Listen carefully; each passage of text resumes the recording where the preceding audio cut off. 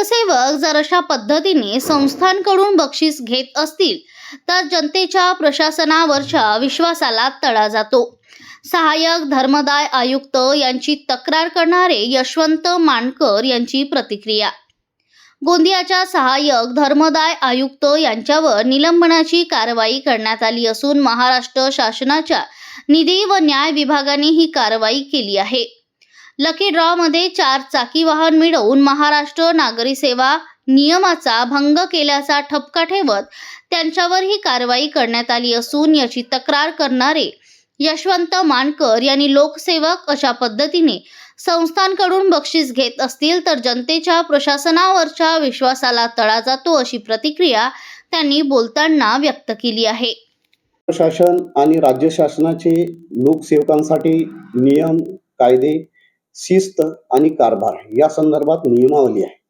लोकसेवकांमध्ये जनतेचा फार विश्वास आहे आणि जर असे लोकसेवक एखाद्या संस्थेकडून, एखाद्या व्यक्तीकडून व अन्य साधनातून जर एखादा बक्षीस स्वीकारत असतील तर नक्कीच लोकशाहीमध्ये याच्या विश्वासावर प्रश्नचिन्ह निर्माण होतो. आणि जेव्हा शिस्त आणि पालन, आपलं कर्तव्य आणि नियम हे जेव्हा आहेत तर त्याचं पालन करणे अनिवार्य आहे. लोकसेवकांचा विश्वास आणि जनतेचा विश्वास याच्याने प्रशासन हा योग्य पद्धतीने चालत असतो. परंतु गोंदिया जिल्ह्यात अनेक ठिकाणी सहाय्यक धर्मदाय आयुक्त यांनी बक्षीस म्हणून एक मोटार वाहन स्वीकारलं हे फार प्रश्नार्थक आहे. कारण की एखाद्या लोकसेवकांनी अशा पद्धतीने एखादी वस्तू स्वीकारणे हा लोकशाहीमध्ये जनतेच्या विश्वासाला तडा जाणारा प्रश्न आहे. आणि यातूनच मी याच महिन्यामध्ये माननीय धर्मदाय आयुक्त मुंबई आणि मुख्यमंत्री यांच्याकडे तक्रार केली होती की जर अशा पद्धतीने कोणी लोकसेवक जर बक्षीस स्वीकारत असेल, हे गांभीर्याची बाब आहे.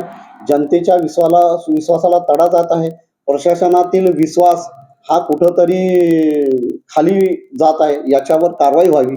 नक्कीच देवेंद्रजी फडणवीस यांचा मी आभार मानतो. त्यांच्या शिस्त आणि योग्य प्रशासनामुळे ही कारवाई झाली आणि सहाय्यक धर्मदाय आयुक्त गोंदिया यांना निलंबनाच्या कारवाईला समोर जावं लागलं.